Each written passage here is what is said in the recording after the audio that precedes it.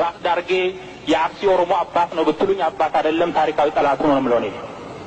ምኒልክ የጨፈጨፈው ኦሮሞ ምኒልክ የኦሮሞ ጀግና ነው ይባል አይደለም የኦሮሞ የታሪክ ጠላት ነው የምለው እኔ።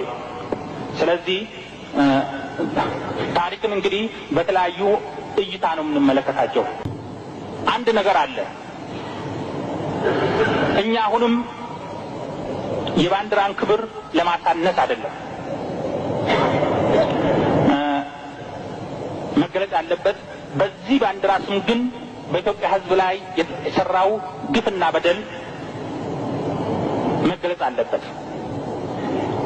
እኛ ይህንን ባንዲራ እያሳዩን ይህም ባንዲራ ከእግዚአብሔር ነው የወረደልህ ይህም ባንዲራ አምልክ እየተባለ ከባንዲራው ጀርባ ሲፈጸሙ የነበሩት ግፍና በደሎች መታወስ አለባቸው። ከዚህ ባንዲራ ጋራ ግንኙነት አላቸውና አስታውሳለሁኝ ይህ ባንዲራ ከሰማይ ነው የወረደው በክርስትና በኩል ነው እንደዚህ የመጣው እየተባለ ይገለጽ ነበር። በባንዲራው ላይም መስቀል ጫነ መስቀል ተሸከመ የአንበሳ ምልክትም ነበረበት። እንግዲህ ይሄ የሃይማኖት እኩልነትን የሚገልጽ አይደለም።